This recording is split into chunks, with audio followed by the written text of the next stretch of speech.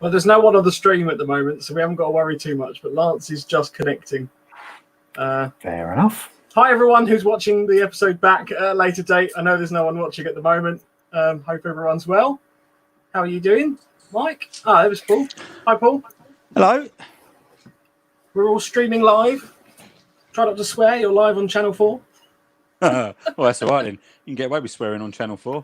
If it was the BBC, none of us would be. We'd have to pay for a licence. Just have to ask, Paul, where's the Magic Man come from? What's all that about? I think that might have been. Oh, I set that up last time. Something you did the other day because someone made I think it was Lance. He said, "Whereabouts you filming from?" Because Lance was up in his man cave, and old Halo McGee in the top left-hand corner on my screen there with his new light. And there's Lance there, and he's going, "Whereabouts are you filming from?" And I'm going, "Oh, this is where the magic happens, mate." Obviously, I'm in the bedroom streaming, and therefore my name then became the Magic Man. Which basically makes me sound like a proper shag nasty who goes around into everyone's rooms. Lance, you've gone again. Lance on, Lance off. So I suppose what would be really, really good, Paul, if you don't mind, is I appreciate obviously you had a few challenges getting online last week and you was sorely missed, mate. So would you like just to give the audience a little bit of an introduction about yourself, how you come to be an airsofter and started to dip your toes into the milsim world, mate? I think it probably feels the right thing to do is give you a bit of an introduction. Yeah. So obviously, my name's Paul. Also go by call sign the Chief on the Insta channel. So regards to airsoft, like many things in life, a late bloomer. Used to play online Modern Warfare 2, I think it was, with a group of guys on a gaming forum on the old PlayStation, and a couple of the guys on there, one of them Richie Bear, who we still play with now, and another guy called Sam Jarrett, were running with a group called Wolf Recon, and they'd been banging on at ages for me to come along and do a bit of airsofting, and I was like, no, 41-year-old, ain't gonna happen. Do you know what I mean? And I'm down a little bit on weight now than what I was a short while ago, but I was packing quite a bit then in the keg belly department, and I thought, no, it's not going to happen. I'm just going to get 6 foot out of the safe zone, collapse, and just spend the rest of the day there trying to get my breath. And then they just kept chipping away and chipping away and chipping. Oh, you should come along. You know what I mean? It's a really relaxed atmosphere. No one judges you.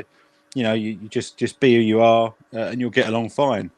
And I'd done a little bit of paintball beforehand, and found for the ones that I'd been to, it was a very sort of niche gentleman's club, so to speak.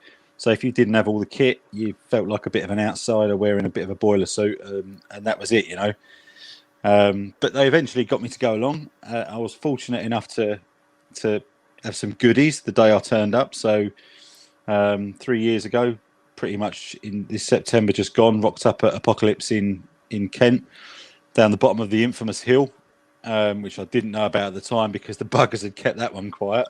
Otherwise, I probably still wouldn't be in airsoft now. Turned up to the bottom of the hill with a nice little gun case that had a WE G19 in it, and a couple of mags, an Ares Pro Octarms KM13, which is, to be fair, it was a lovely little gun. Really quiet, really nice motor sound to it. I think it was an Osprey vest. I had me DPMs that I got off of eBay for next to nothing. 3 hours later, I made it up the hill. Had my first game, and that was it. Pretty much fell in love with it. For the camaraderie, the banter, and that sadistic little bit of you that likes getting 0.3 BBs laced up the soft spots on your kidneys. So yeah, that was how I got into it. And then over time, obviously, I've grown to know sort of you guys through various other arenas and forums, and and obviously the MilSim front that we're talking about now. Still catch up with Richie Bear. Sam Jarrett's not been out as much. He had some issues with his back, which put him out for a little while. And yeah, 3 years throughout the journey, one or two, not much, just a couple of little bits of extra kit. Liar. Which I picked up all of it for a bargain, 75 quid, I think, roughly all in. with change. And and then that's it, and now still really enjoying it, but having to sort of see the skirmish side of stuff now for more setting my kit how I want it to be, and sort of getting a bit of, dare we say, target practice, but just making sure the hops are right and the kit that I've got now is all running smooth, because I've tended to sort of like the battle sim stroke milsim a little bit more, which I think you guys probably covered on the last episode. It's the difference between getting in a 950cc Ford Fiesta, to getting into the car I've got now. It's just worlds apart in both the way that you're immersed into the world of airsoft, which all of a sudden becomes a little bit closer to, but not, you're still big boys running around with toys, some bigger boys than others, but at the end of the day, you're still doing that, but it's got a bit more routine. It's more demanding, more physical on the body, and your mindset needs to be right, and you're more dependent on your teammates. But you rock up to a skirmish, you can, just basically you just bugger off on your own, can't you, and do what you like. Whereas the milsim side of stuff, where you are dependent on people, and you've got your brothers standing next to you, trying to keep them awake at 3 o'clock in the morning after doing 4 hours sort of stagging or whatever, and all you've got them by is like a little pack of cheap Haribos, and you're down to your last BBs, but you're bonding that you've got between you, and this banter that you've got, and this sort of eagerness to win carries you through the darkest of nights. And I think that's really what's got me to love that aspect of airsoft. Nice. Good bag of Haribos nicely segues into the topic of this evening's conversation. Well, as you can see from my slender frame, I don't even like sweets. I'm purely a bit of celery or a lettuce leaf man myself. It's this screen. I don't know what it does. Something.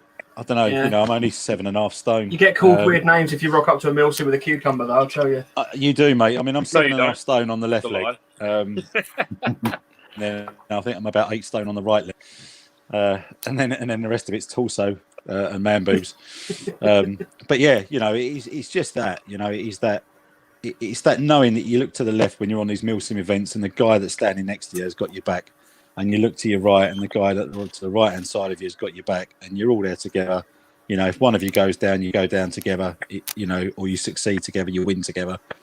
And really, and boys camping as well, which is fantastic. Exactly. Well, awesome. Talking of food, right? How does everyone cook their food?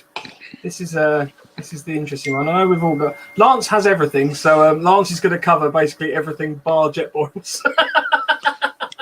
I've got a Bell-in twin oven. Just not much that out, yeah. a Bell-in twin oven and a microwave. I don't know about you lot. Either that, I've got Uber or Deliveroo. Mike, I noticed you've got a jet boil there behind you. Do you want to talk a bit about that? So I suppose that handily placed.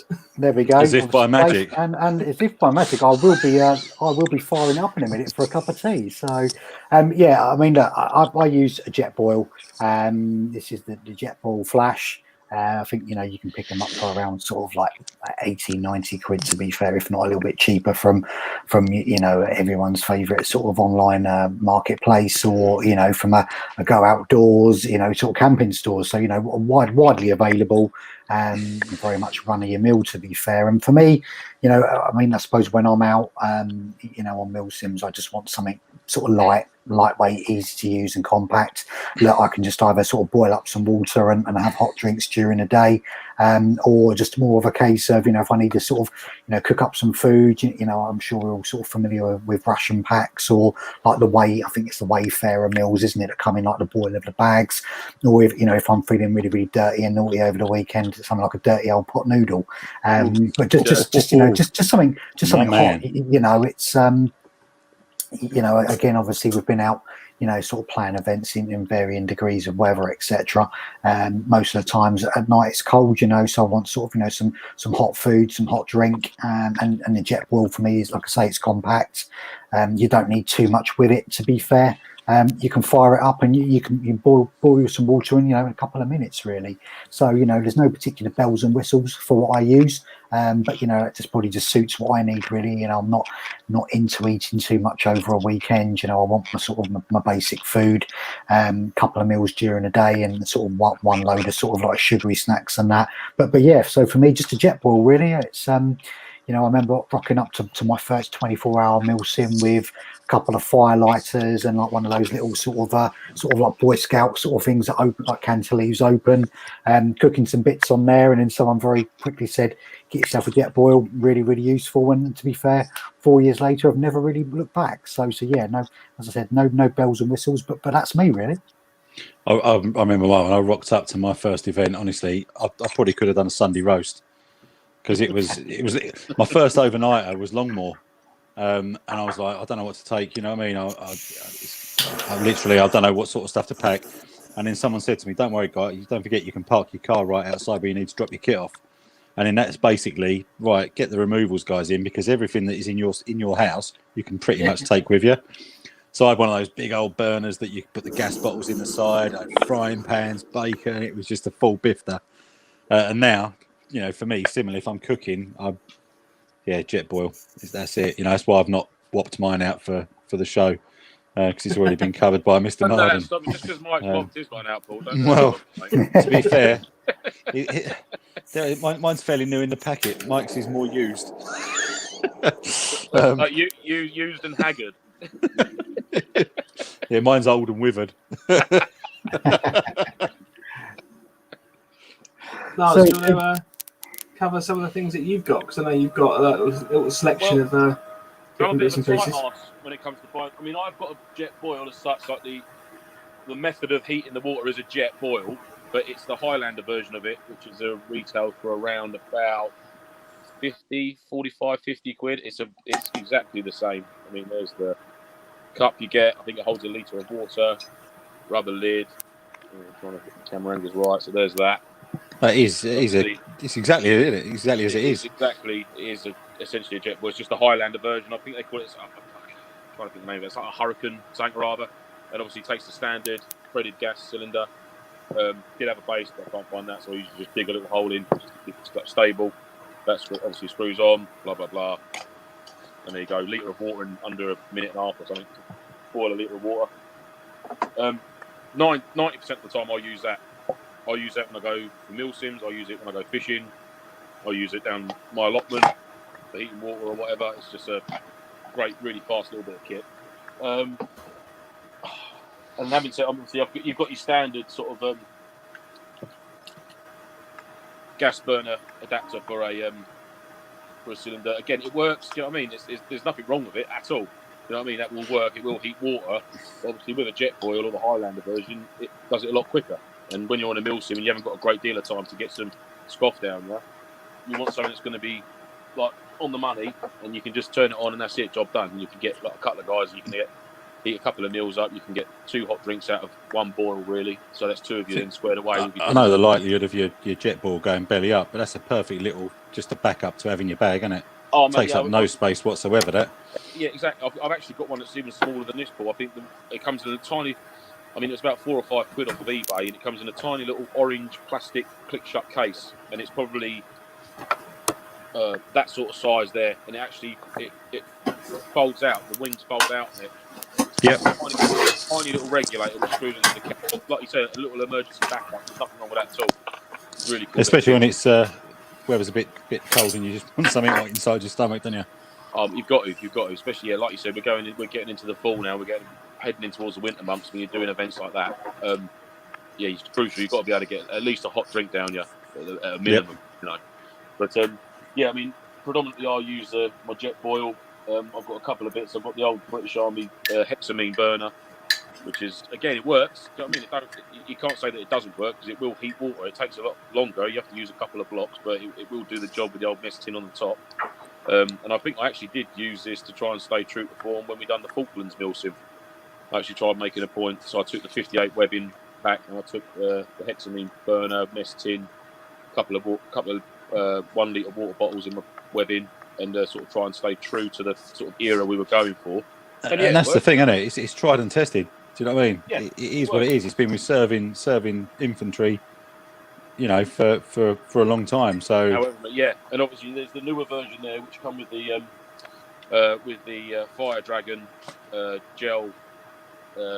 Basically, that's replacing the hexamine blocks, basically. So it's like a gel tab, more efficient, cleaner burn, and there's a bit of a newfangled burner stand there, which literally you'd set up. It folds nice and flat. You know, the wind guard comes out, and I mean that's iPhone size, so you can stick that in. You know what I mean? And that, you know, again, and it works. You know, it heats water up. It's a lot more efficient than the old hexamine burner, and it does work. So I guess one of the benefits of the jet boil is just the compactness. That's always been like the major selling point for me. I don't actually have one of those. I'll talk about something a little bit different in a bit. But I know obviously one of the sales points of everyone that sort of talks about them to me is that obviously you put the gas canister in the main mug and everything like that. It folds to quite a nice little compact kit. Yeah, if it's bigger bottle though, you're screwed. It won't go in there. So if you're going with the tiny ones, the tiny bottle's working fine. But so I've got, sorry, just to jump in and answer that. So I was looking at the one I've got here, the 100 grams, 3.53 ounces, and that fits in there. That's probably more of a medium sized one. And to be fair, when I've gone to a 48-hour milsim, that's lasted me all weekend. Yeah, I think I'm sure this will do me a weekend quite easily. That's 240 gram. That will do me a weekend, boiling up dinners, all that sort of business. So, and again, when you're doing your cooking, it's always good to have a buddy system. So, like if say for example, me and Mike are together, we don't necessarily need 2 jet boils. You know, we could quite happily use Mike's jet boil. I'll bring an extra tin of gas and an extra bit of water, and he'll supply the jet boil. You know, if you're in that close proximity, there's no point both of you sitting there with one jet boil each going. You might as well use, because you get 2 meals in there. You'll get enough water in there for a brew afterwards once you've heated your meal up. So travel smart, which is always good. Exactly that. Travel light, travel smart. I think that's a key bit, isn't it? I think equally, I think, you know, Lance puts a really, really good sort of point in there that, you know, people naturally buddy up, you know, to conserve the kit. And equally, you know, I'm sure sort of, you know, if someone rocks up, you know, and it's sort of share and share alike as well, isn't it? You know, we've been there, you know, and I've got back, you know, I've been shot out first and I've got back to the FOB. So the first thing I've done is just, you know, literally brewed up, put a full sort of lot in there for the jet ball, make myself a cup of tea, and anyone who comes back, you know, who wants one, you know, you got the hot water on the go, just that whole bit of camaraderie, supporting the team, and, you know, it's just one of those silly things like keeping the morale up, isn't it? You know, you generally have someone looking. It's autopilot. You get the brew on, and then it's like everyone's like, "Yep, come on, let's get a brew down. You make you feel better, or whatever's happened." But it's interesting. Just looking at one of the comments that Wayne stuck in there about he puts his gas canister inside a sports sock so it doesn't scratch up the inside of the jet boil. Oh, that's a good shout. Yeah. See, with my jet boil, what I normally do with the main cup, excuse me, is I'll put the what's that called? The regulator, wherever I put it. Mound up. While you're looking for it, Lance, there's Flame just said the only downside to the jet boil is when you put the gas bottle in the cup to store it, make sure the gas canister is not dry. Just make sure it's dry and not wet, because if it leaves rust in the cup. So what I normally do is I never put. No one likes a rusty cup. I never put the gas can inside the boil. I put the regulator in there, and then on top of that goes my brew kit, and that stops any battle rattle. So if you're running around with that in there, as soon as you put a brew kit in there or a couple of bits and packs it out, it takes away the sound. So I just put the regulator in, and then the brew kit, the cylinder goes separate in another pouch. So I always keep them sort of like that. I have some of these in the top of mine. So the that's it, 3-in-1's in. Yeah. So you've obviously got the regulator, you've got the gas. I think mine, I must have picked up the bigger bottles because unless I'm not being a bit sort of manly with mine, squeezing them in, mine won't fit inside the cup. I'm not sure. What one you got, Mike? What jet boil you got? Jet boil flash. Yeah, so I got the jet boil flash, but I think it's the 2 or whatever it is. I don't know if there's a difference in size, but probably it's just me with the bottles. As you often comment, it's 10 times, well, 9 times out of 10 maybe it's technical error or human error. That's the reason something don't work. But yeah, if you stick some of these in the top as well, it tends to dampen it down a little bit, and you've got your brew ready to go. The only downside, but obviously creamers, it don't cool it down that much, does it? You've not got the cold milk, so just watch it before you go in, lips deep, and set fire to your mouth. We've been there, done that. We've all been there. I mean, like I say, with the jet ball, they are all well and good, but I mean, the only sort of downside that I can see from a jet ball is that if the regulator fails or if the cylinder fails, then that's it. Then really, you're sort of game over. With obviously the likes of the hexamine burner or say, for example, the Crusader burner, any solid fuel, so you can get a twig fire going on that. If you run out of hexamine blocks or dragonfire blocks, you can get a twig fire. You can keep that burning, and you can still heat water and brew up and cook your ration meal, whatever it is you need to do. You're not reliant on one particular type of fuel to create your heat for heating up water and stuff like that. Do you know what I mean? So I find these sorts of cooking stoves, if you like, more versatile than a jet boil. Jet boil is reliant on its cylinder of gas, whereas these you can pretty much use anything to get the heat going. I'll say that first event that we went to in which was at Longmoor. That's when I first went with Jarrett and Dennis, Steve, and Sean Cooper. And I tell you what, so we didn't get much sleep, and we had a slot to go back to, and that slot was cut down. And just getting back and having something hot to eat. And I remember Sean, he was like, "I'm getting back out there." He said, "I don't need any sleep." He said, "I'm not cooking the MREs," and he just went in cold. And I'm like, worst case scenario, you can go cold, but just that bit of heat, something warm, that you're having, and it's warming your hands up as well, and you're eating it down, and it's comforting, and then you can crack back on. But he was just savage, mate. Straight in, pack it open, and just poured it in. Grabbed a handful of Mark 5s and just went straight back out.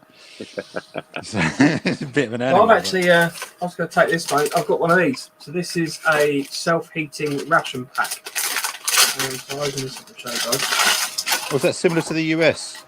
Yeah, so this doesn't actually come from any particular kit. This is just of a website, which I can put the link in the description. Hotpackmeals.co.uk. Gents, can you Don't forget that, folks. seconds, What was it one more time? Hotpackmeals.co.uk. Give me 2 seconds. I'm just going to pop downstairs and grab something. Yeah, No sure. worries.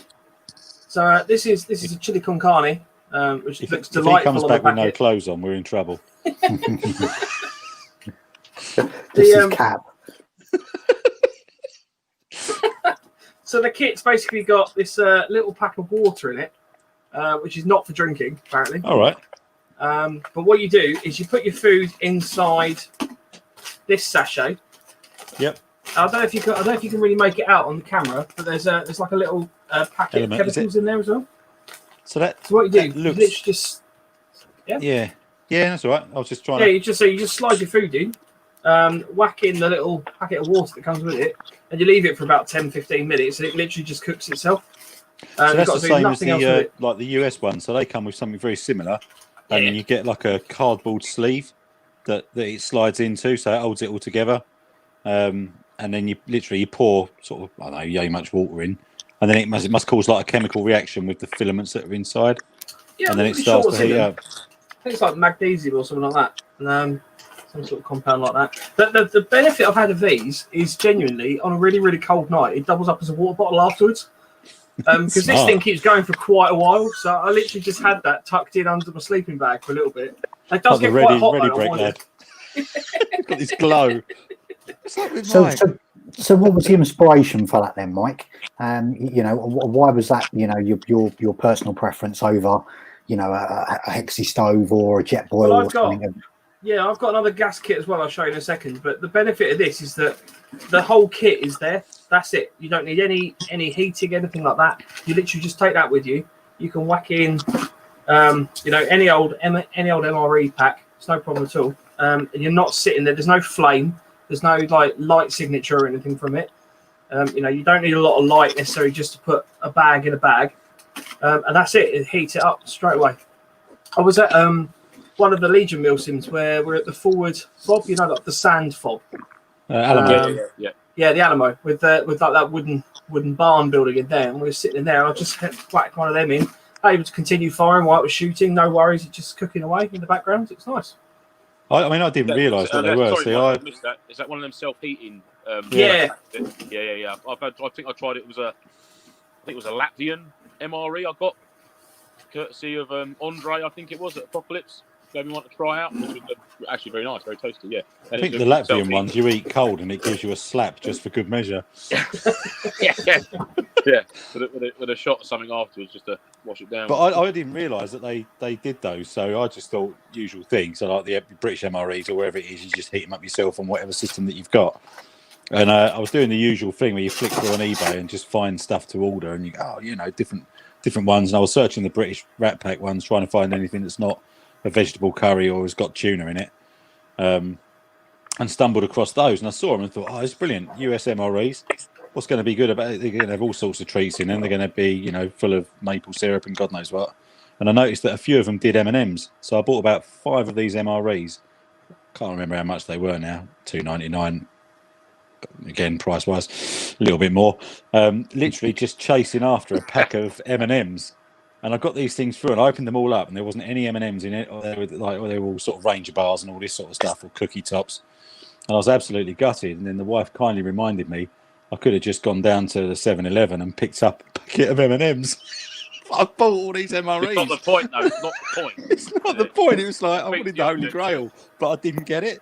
And then when I was looking in there, I found these heat packs. So I did try it once. The only thing that I found with the heat packs that come in the US MREs, if you're not careful, it tends to heat one side, and it doesn't get all the way around. So you kind of have to make sure you just have to sort of sit there and mush it around a little bit. Yeah, mush it around a little bit. There's a few you sort of get a cold comments bit. coming in from people. So Nathan Warren says you can whack it down the plate carrier to warm you on the colder nights after cooking. That's not a bad shout. I mean, to be fair, I warn you, it was a bit hot when I was sleeping on it. I genuinely thought I caught fire at one point. So be careful. Under the gooch, do you? Just a little tuck under. It was nice. I must admit, I'm gonna have to be careful then, because Richie told me there's only one way to warm up on a cold MilSim night, and it turns out that's not the only way. There's also these heat packs. I wonder why you wanted to get in. Ranger Files jumped on and said they take a while to heat up. That's fair enough. I mean, they're not always the most efficient, and as Paul mentioned, obviously, it can heat up one side a little bit, so it's not great. But as somebody pointed out, I'll find it in the chat. Ranger File again, you obviously don't have to carry the cooking gear, which obviously makes quite a big difference. It's all you don't weigh it up, haven't you? Really? Yeah. So I mean, you're not obviously going to get a brew out of that necessarily. Maybe someone can. I don't know if there's some sort of adapting kit or something that you could whack a bottle of water or something in there, but yeah, it's not on the US ones, you get the chocolate one, so the chocolate powder or whatever. If you put a bit of water in that, put that in with your dinner as well, while it's heating up, it does your cup of joe one side or your hot chocolate one side, and then the other side it's doing your because the American ones you either get a breakfast or a dinner. There's no like 24 rat packs where you get all day's worth. It's like in portions, but you get a drink, so you can do you can do your hot drink one, and you get your meal. Whereas obviously with the British MREs, you get all day breakfast, usually something with tuna for lunch, and then like a curry or something like that for your dinner. Yeah, definitely. Oh, yes, all day long. Oh, pretty tasty. Yes. I was just There's just something comforting about beans, isn't there? I was going to talk about the other kit I've got as well. So I, for the most part, I run. Let me just make me bigger. There we go. So for the most part, I run basically these 2 mess tins, which, as Lance said earlier, gives you the advantage. You can just whack these on a fire if need to be. Well, so it's tried and tested, isn't it, Mike? Really? Exactly. And then within that, I've got my little gas canister. I've got a little foot system. That came from Decathlon, I think. That's quite good. Highly recommend one of those. That's the Coleman burner. So it's just literally a little burner kit that screws on one on the other. So I think, Lance, this is what you were sort of talking about. It's not the most ideal in terms of wind and stuff, but basically you screw that onto a little... Screw that onto there, then that goes onto there. So that's your cooking system. I also, to be fair, I've got a few other bits and pieces there as well. So I've got a little portable bellows. These are quite good. I got these for like £2 off of Amazon. Yeah. I think it's £2. It's just literally a little metal fold-up straw. So if you're trying to light a fire, this is brilliant for just getting the air exactly where you want it in the fire. Obviously, you don't suck, you blow, but... Did you nick that? Did you nick that off my Ford Fiesta in the 90s? Yeah, doubles an area, it looks like my aerial, man. I wonder what bastard nicked that. Yeah, the other things I've just got is just a little lighter, and I've got a little ceramic knife as well. I managed to pick up from like a little kitchen store. It's quite useful. Nice. Yeah, so that's all fits into my kit, and I can whack that in a sort of pattern 58 pouch. So, Mike, is that kit you just shown us there? Is that the kit that you generally take 9 times out of 10 to an event? Yes. Yeah. So I say that if any of the pattern 58 games, wherever we run webbing, this is always in my webbing kit. Right. It is a bit rattly. I might have to buy some socks to tuck that up. That's not a bad shout. Stockings. But yeah, so it's really easy. I mean, you basically just fill that one with water. You boil that. You put that one over the top to stop the heat from rising too much, and the job done. Perfect. If it works, like I say, if it works, it works. It's try and test it, so nothing wrong with it. And it also, the whole kit probably cost me 20 quid in total. As opposed to 80 quid for a jet ball. Now, that being said, I am looking at buying a jet ball at some point because kit. But because I haven't got enough. No, exactly. But I mean, I've used this for like 8 years and it's still working fine. Obviously replace the little canister of gas. That's nice. Cool. Good stuff. It is that massive morale booster, though, isn't it? That's the thing behind it all, It is, just that hot brew. Even when it's pissing with rain and the wind's blowing around your ear rolls, and you sat there with your mate having a cup of tea, chatting about what you're going to go and do next.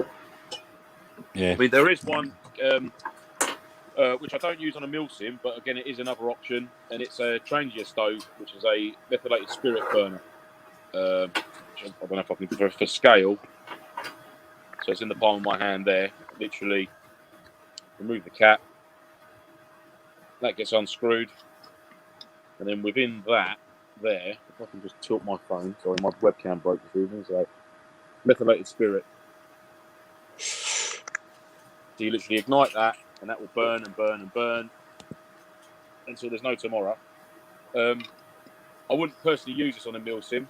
I use this to do a lot of my wild camping and my bushcraft, and it obviously comes in a nice little handy storage pouch. And then when it comes to transport, I've actually got a proper designated fuel flask, which are readily available. We're just putting some of the methylated spirit in. Very efficient burn. I mean, that'll last me. I could feel that, and that'll last me a weekend. Just what's in there, and that's in the palm of my hand. What's the burn time like on it, mate? If you wanted to knock a brew up. For this, I mean, if you wanted to boil, I mean, if I'm using that, I would literally only ever use my Crusader cup, which would literally just sit straight on top of it, and you're probably looking at between sort of like 5 and 6 minutes to boil. I mean, that's a good cup size. You know what I mean? That's a hefty old cup. The thing is, considering the size of the real estate for that little burner, that's not a bad compromise, is it? Especially if it's your bushcraft weekenders. That's it, yeah. And you want to travel as light as possible. So literally, that's how small the burner is. I mean, it sits inside the cup. You know what I mean? So I mean, the cups is again palm size. But moving on to the Crusader cup while we're here, I mean, this is again another versatile bit of kit. You can heat water straight over open flame. You can get, I think it's the BCB, and it's actually a pot carrier, so you can actually rig that up, and that will sit around the lip of the cup, and you can hang that over open fire to heat on. Again, very versatile, and that comes in conjunction with the Crusader base plate that you put fuel tablets or hexamine blocks, or again, you can just have a twig fire going in there, and that just keep going and going and going. If you're brewing up, do you go straight from the cup, or do you transfer it into another one so you can burn your lips? Well, funny you should say that, Paul. I have made the mistake. There's no script, by the way. That was a genuine question.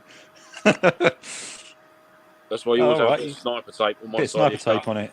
Yeah, that's it. So if you do use metal cups, trust me, if you want to keep the skin on your lips, then I suggest you put some sniper tape around there. Now, don't get me wrong, that is gipping and has never been washed, but nice. It's savoury, right? And it just adds seasoning. So, and it stops the burn, because I've done it before, but that's been boiling on up on. Yeah, so only I asked because I've been there and done it. So just before the MilSim that we went to, one of the Longmore ones, it was I think it must have been Father's Day or something like that. And one of the kids got me one of the sort of cups from Clinton's, like #1 world's best dad. There must only be one mug because obviously there can't be loads of world's best dads, surely. That'd be rubbish. But yeah, went there, did my brew, put it into the mug, set it to one side, picked it up. That was it. It's just like game over. So anything I ate for the weekend was going over these almost blistered lips where there's just metal cup and Walking around stuck to Gurney, my like, mouth. Yeah. You're all right. You're not enjoying yourself. No, I've got that lip, mate. I just burn it on the fucking cup. Father's Day. Happy Father's Day. Look at my mouth. One of the benefits of the PCB set as well is that it fits around the Osprey water bottle, doesn't it? It does indeed, mate. Yeah. I don't think one owns a hand behind you. That's not scripted. Oh, there you go. That's the Osprey. That's obviously the 58 pattern cup, which comes on the top, which is safe to drink boiling hot water from because it's plastic and doesn't heat up. So you can always transfer into one of them. And then these are cheap as chips. I mean, you could. There's got to be between sort of $5 and $7.99 on eBay or any army surplus. But again, tried and tested bottle. I always put a paracord lanyard around my bottle, so just easier to pull it out of your webbing pouch.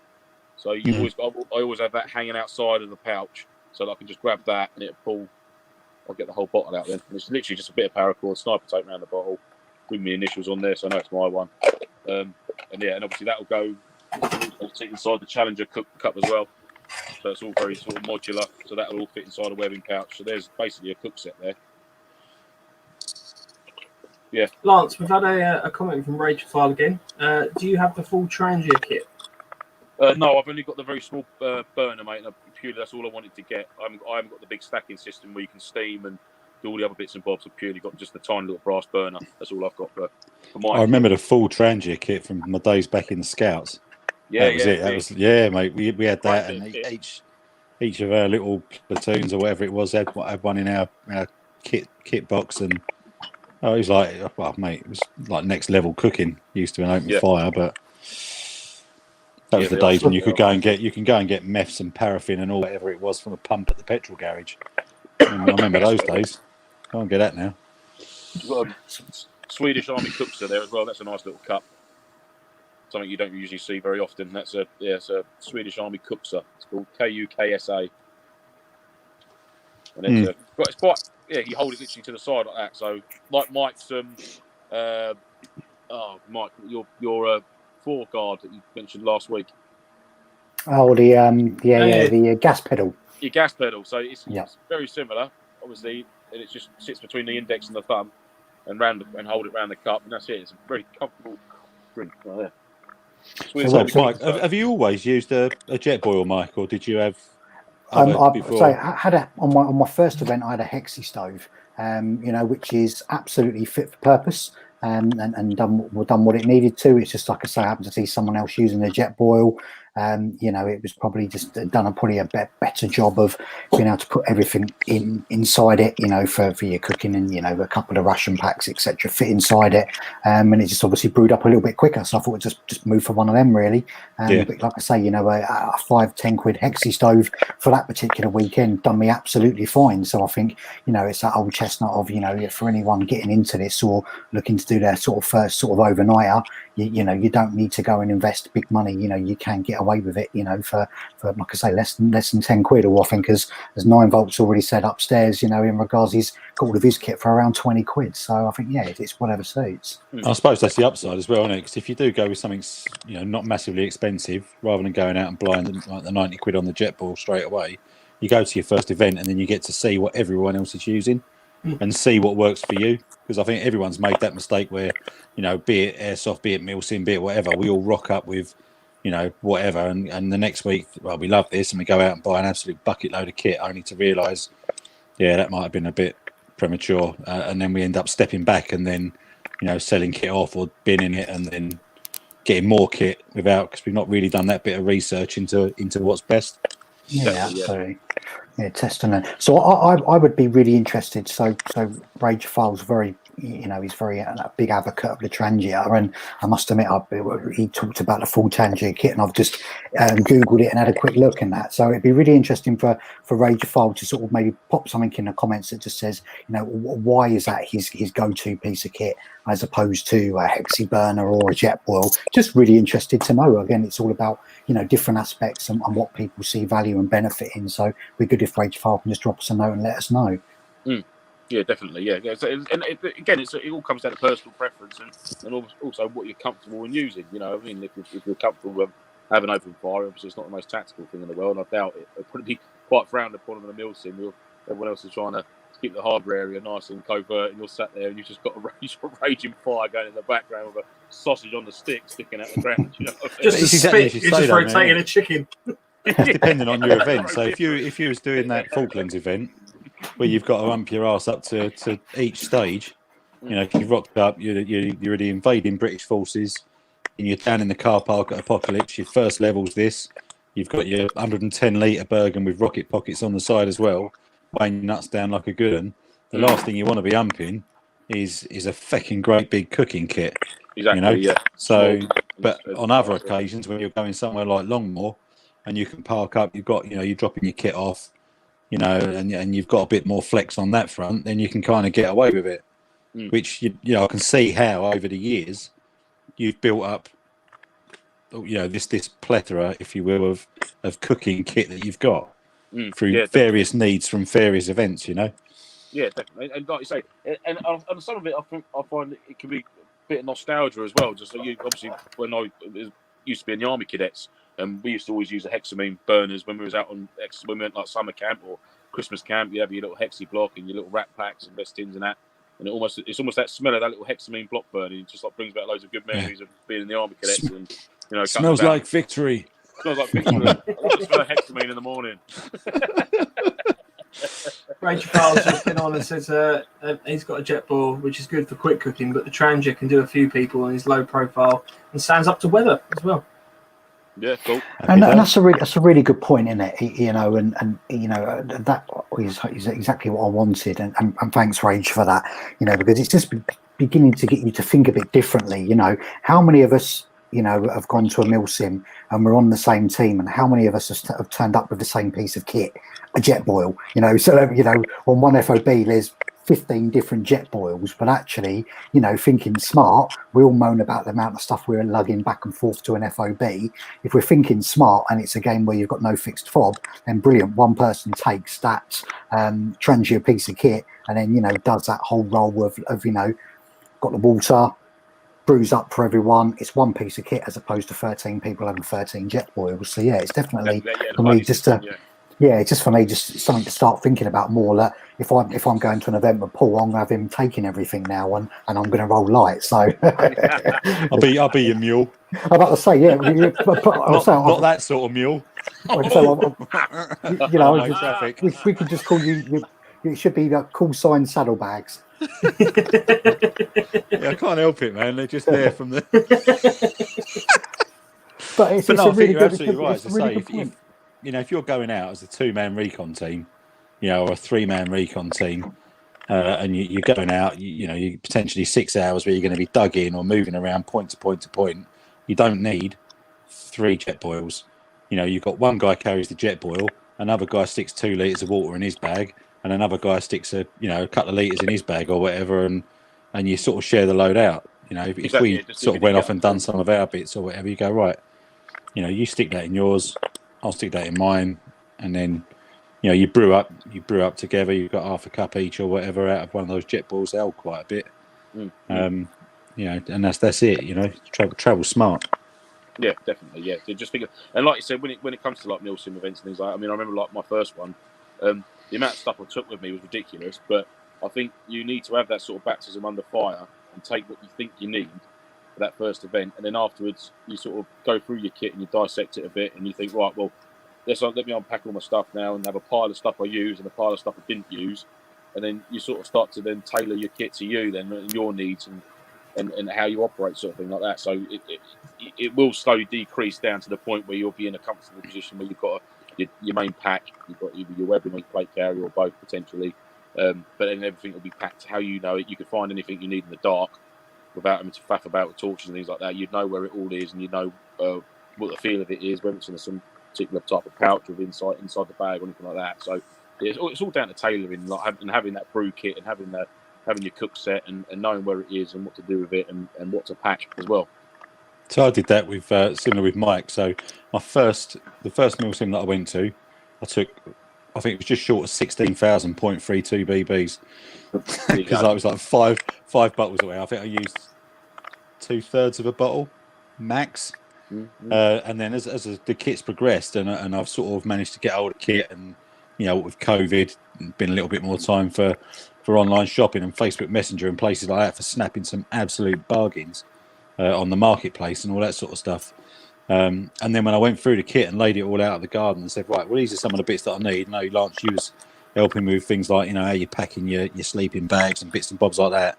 And then I sent a list of other stuff to Mr. Marden and said, well, I've got this, and this pack. My cook set's all in one rocket, so I know exactly where it is. This, that, and what about these bits? And he's like, yeah, you don't need that. That's like, I think I had an ankle holster. Why? I don't know why I ended up buying that. It seemed like a good idea at the time. That's strong. That's strong. It's just like, ditch that out. Yeah, I've got it for the Glock 26 for a concealed carry at Longmore. But it's like binoculars, other stuff. If it calls for it on the event, then great. But then you're rocking some other kit really that you're zooming in with technology. Did the ankle holster molly onto your sock suspender? I must admit, I'm not going to lie to you. I bought this ankle holster. I've got I bought the Glock 26 little TM because I felt sorry for it. It was like the baby runt in the gun cabinet at the shop. So I bought it, and I got the ankle holster, and my calves were too fat. It didn't fit anyway. I think that little bit of feedback's coming through again, mate. How is it, mate? I'll just just randomly, it's just stopped again. So it does fit now. But no, don't need to. There's other places you don't need to put it on your ankle. And to be fair, if I needed to grab it quick, I can't get my trousers up that quick anymore. I'm 44. It takes me 10 minutes to bend over at the best of events without my back going. So let alone getting a concealed carry from down on my ankle. But it's that is it. It's that honest, like, ditch that. You don't need that. And it's a perfect bit in a film Platoon. Where Chris in it and the other guy who's carrying too much kit, and they're there with the sergeant, and he's going, ditch that, scrap that, don't need that, I'll carry that for you, I'm not going to carry it next time, you don't need that shit, bin that one off. Have you got something to keep you warm? Have you got something to fill your stomach? Have you got something to keep you dry? Have you got your weapon? Good. The rest of it, don't need it. And that's those honest conversations, It's like Saving Private Ryan, isn't it? Where it's Corporal Upham, where he goes to get the typewriter. And he goes to get the translator, and he's got all this kit, like, getting it all ready. And he's like, well, one thing, Private, you're not going to need any of that. So it's just like, bin it off. If you got your eyes, you need that, bring that. You need your helmet, bring that. That's pretty much it. It's all he lives for. But for me, this is that whole, that whole ethos around what we're trying to deliver on this channel. With these broadcasts of having 4 guys that are at various different stages that go to you in your head, you're thinking, I'm going to get through so much food together. You don't, you're carrying 5 days worth of food. You're there for 36 hours. You just got to think about it and plan it. You know what I mean? Yeah. What food are you going to eat? What fast food is in there? What sugary snacks are going to give you a boost? When you need your brew, how are you going to get your brew down, and how quick you're going to get it? And then the rest of it, stick it in the pile with the ankle holster and the binoculars and the fucking periscope and God knows what else was in there, because you don't need it. Exactly. And you're carrying dead weight, and it'll end up ruining your event. So what food would you bring with you then? Well, if you could bring one item of food, like what's your go-to for a MilSim?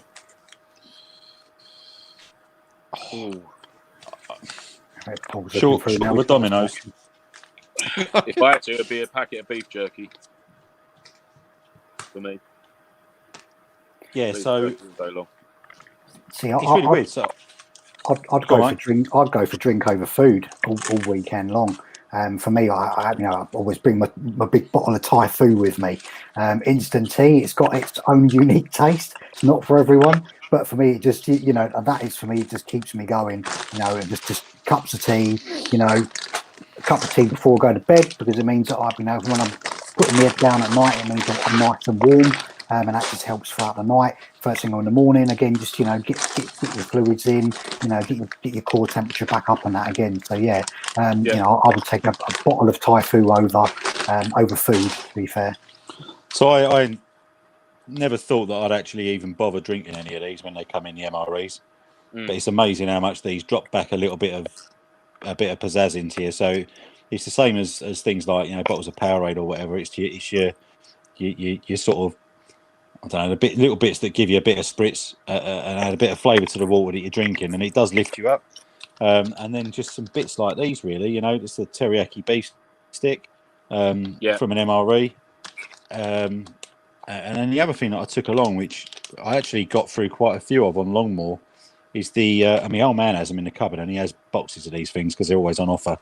At Asda's, is the Belvita biscuits, where you get three breakfast biscuits in a pack, and they're like vanilla flavour, or they do like a chocolate chip one. I was just grabbing some of those. Some of the other guys were stopping having a proper bit of food and that, and I'm just 3 biscuits having a brew, and it's like Mike says, you know, I've got enough. I could spend 7 days in the wilderness and walk out of it, and no one would notice the difference. They'd say, "Oh, here comes Paul again." You know, I'm not going to be like a bag of bones. I can carry it, but if I haven't got a drink, headaches kick in. You know, and that happened. That's the hydration side of it. You've got to stay exactly, and that happened at the Apocalypse one. The first one that I ever did at Apocalypse, where I was with Richie Bear, and he was like, "Let's have something to eat." No, I'm really not hungry. Let's go and get a drink. And I'm like, "No, come on, you know, I'm dressed up like a well, I don't even know what I was dressed up with. I had the full outfit on with the Afghan hat and everything, walking around, and I wasn't taking in the fluids. And I learnt a really hard lesson because I woke up Saturday morning after getting a couple of hours shut eye, and it was banging to the point that I was just sat in our base, and I was like, "Just go without me, Rich." Yeah, it is what it feels like. And then, you know, he came up to me, he said, "What have you had to drink?" I said, "Well, I haven't had much to be. It's just get some fluid in you. Sit there, have a cup of tea. When you think you're sick of drinking tea or coffee and bottle of water, drink some more, to the point that you think you're going to throw up. Get back off a patrol, it's like, and then you back up. Get water down you. I think it's hot. Got to get water down. I think equally, Lance, I think me and you had this conversation before equally about it's getting back from patrol, but it's stocking up when you're out on patrol as well. Absolutely. You know, and I think, again, it's horses for courses, whatever floats your boat. That, you know, I know, Lance, you would normally have like a bit of a camelback, you know, with a couple of litres of water on you. That's not my preference. I would take an energy drink or something like that. But yeah, really, really important that, you know, you consider that, and definitely for a milsim that, you know, you could be out on patrol for several hours. You know, I remember when I made a bit of a faux pas on a milsim many years ago, that I think we was out on patrol at night for like 7 hours, and come back absolutely dead, and I ended up having to go home because I felt so bad, and it was almost like, you know, to a point of blacking out, and again, because I just hadn't looked after myself. You know, I hadn't listened, and like Paul said, you know, you just get a little bit hung up on the adrenaline, you crack on, and you keep going, and then all of a sudden you just crash and you're in a bad place. So I think that whole piece around, you know, fluid for the weekend, so important, whether you're chilling out. Because I mean, I take camelback for me personally. I mean, I've got there's a typical camelback there, which is like your 3 litre camelback, which I'll take, and they usually go on the back of my rig, or it comes out. You've got the shoulder straps there, so you can actually wear it like as a backpack, and you can remove it and this, that, and the other, or you can molly it to the back of your rig. And I'd have that as like my water for me. But then if I've got a day sack, I'll also take 2 litres of water for the team that's with me as well. So if anyone's can just 10 bottles of water there be for the 8-man team that I'll be with, and I'd expect the lads to take at least 1 bottle, 1 litre each with them, and possibly 1 more if they can, especially in the hot weather as well. When you're out and about all day long, it's really important. So I mean, I'll be carrying 5 litres of water on me if we go out on a patrol all the time. So the other thing that I used to sort of stick around was like the Tunex wafers. You know, that company that's sold over 1 million of these wafers consistently since 19 whatever. I don't know how they do it, but so I have some of those, and then out of some of the rat packs, things like these. Oh, the old sesame bars. Yeah. And like that, which is just like basically a solid fruit, nice bit of sugar. And I'm never really usually a fan of this sort of stuff, but that's the tropical fruit and nut mix. Yep, that's out of some MREs. Just things like that. Just and even if it's like a little bit, we joked about Haribos and things, you know. Have some Haribos on you. Yeah, I always carry sweets with me. Always carry sweets. So I've actually, what I've done is I've actually made up I've got a British Army. I've got a full British Army ration pack here. which obviously I've opened just to look in it, but I've got a full pack here. But I'd also, I mean, what I'd like to do is almost a challenge for you three guys as well as myself and anybody else who wants to get involved with it, is to actually sort of replicate a ration pack off the high street for under £10. So a 24-hour wrap pack for under a tenner.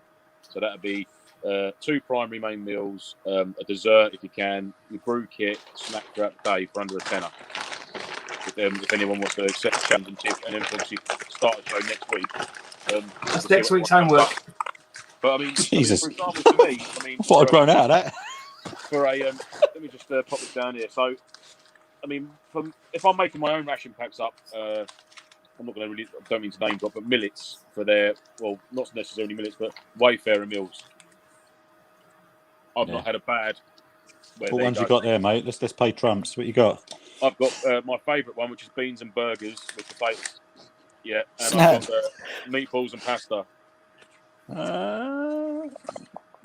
I've got a chicken curry with potato and rice. But the best one I've had is the chicken tikka masala and rice. That is the business. But I'm digressing.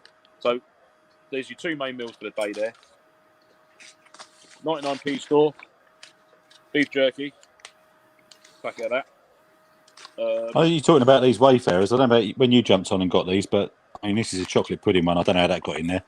It's good. But like the all-day breakfast and all that, I think they were something like £2 or whatever. Yeah. They were on like right a bargain bucket price. Well, I know at the millets were doing a sale, and I'm pretty sure they're still doing it. But if you buy one, you get one half price, and I think they're usually £5, I think, for a meal. So you're getting you can get 2 meals for £7.50, which is which is for that it's really good, because then obviously the rest of your money, it's if you're going to do the homemade rations, it's cheap. So the US ones come off a little bit more plain than that. So you get that, which is a barbecue rib, and then with that comes that.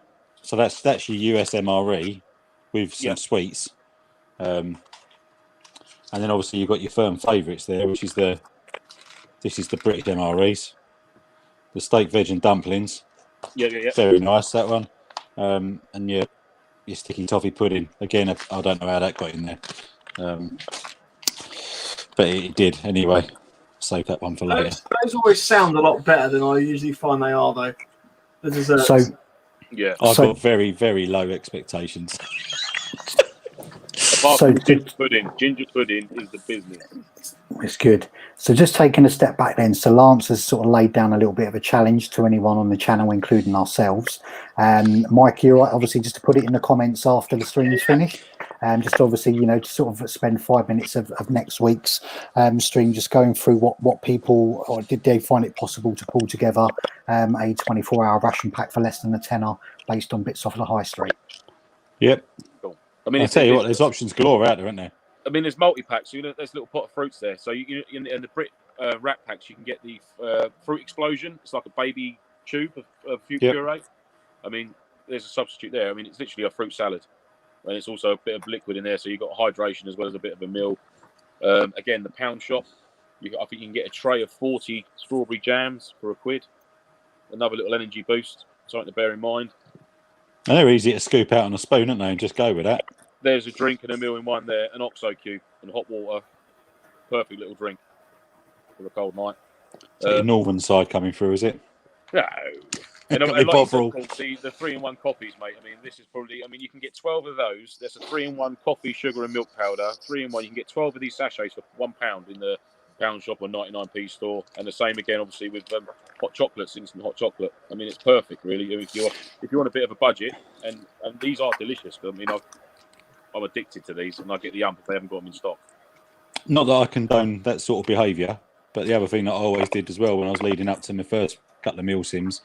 You go out and you grab yourself a Costa, and while you're in there, a few sachets of sugar, or they do the cocoa powder, just so you can spray a bit of cocoa powder on top of your, if you're having a cappuccino or whatever it might be, which does sound very European and continental for a MilSim, I know, but things like that, your pepper, your salts. If you're out somewhere and you're having something, grab a couple of extra sachets of brown sauce, or ketchups, because it is those little comforts, Paul's going to live off condiments and vinegar. I think I am. Do you 24 remember hours. that thing with Mickey Flanagan saying just that literally he salt couldn't and help vinegar but nick, sachets. he couldn't help but nick pork pies, Mickey Flanagan. I think that's me. I think every time I go somewhere, I walk out with a pocket full of stuff. It's a really good point though, isn't it? Because I think Ragefile popped something in there earlier saying what are the treats that you sort of you take to a milsim, and I think something like that is just some of those, like say, those little creature comforts, isn't it? Little morale boosters, as much as lighting a fire or having a cup of tea. Sometimes it's just those little reminders of this is a nice little treat and something that comes in a sachet. Whether it be brown sauce or some pepper or something silly like that, it makes such a difference, doesn't it? Yeah, it's like the little kick of Tabascos that you get in the British MREs and that. Exactly. I'm not a fan of Tabascos, but even like you said, if just a little bit of salt and pepper, it's just like, oh, that's good. if you find some of it's not particularly too flavoursome, and to be fair, for what you're paying and what you're getting, they're not going to be like a 5-star Michelin cooked dinner, but I've eaten worse. I'll tell you that, I've eaten a lot worse, and sometimes that little sprinkle of Tabasco in there just gives it a little bit of a zhuzh that sort of livens it up a bit, Yep. And that's coming from someone that's not a fan of Tabasco. Talking of other treats, I always buy a bag of Tesco fruit drops.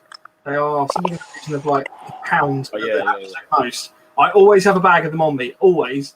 And there is always a point where there's just someone that's just like, oh, I've had enough of this. I'm tired, not taking their hits or whatever. I'm like, look, just have a sweet.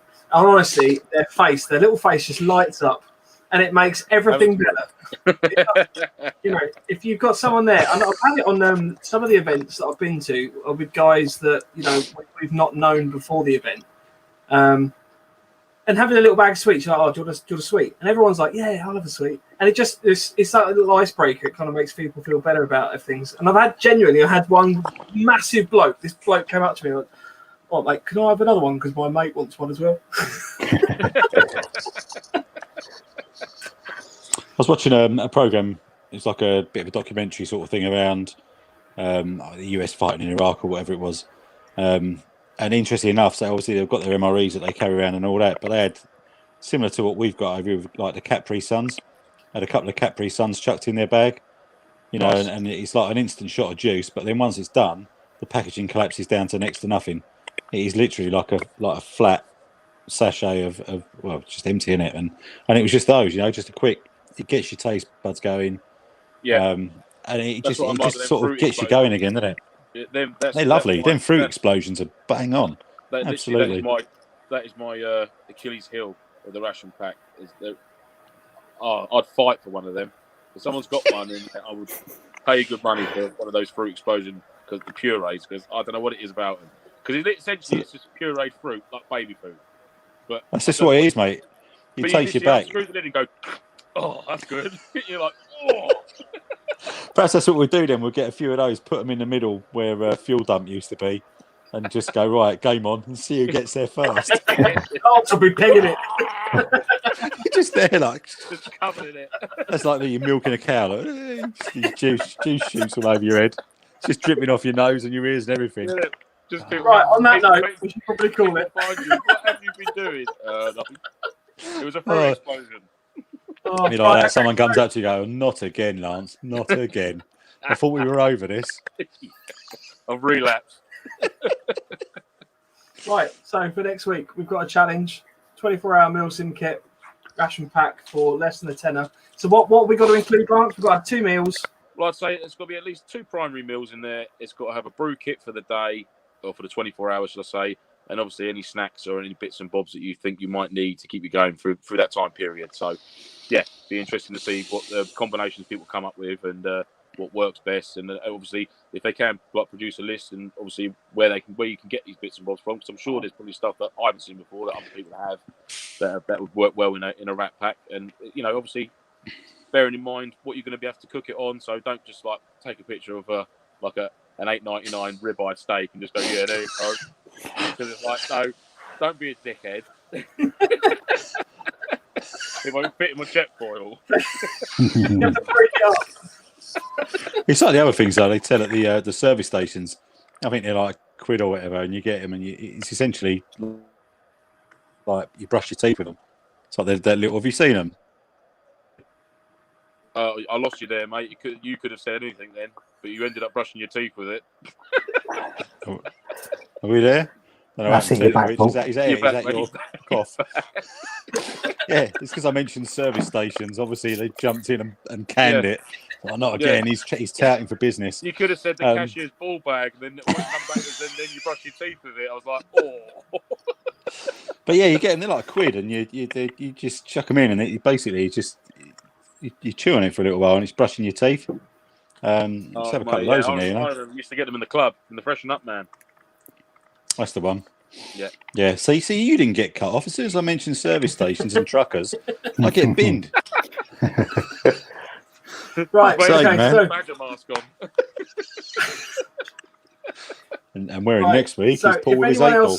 Shut up. If anyone else wants out, if any of our audience wants to join in the little challenge, by all means, send in your pictures. You can send them to us on Instagram, YouTube, Facebook, email.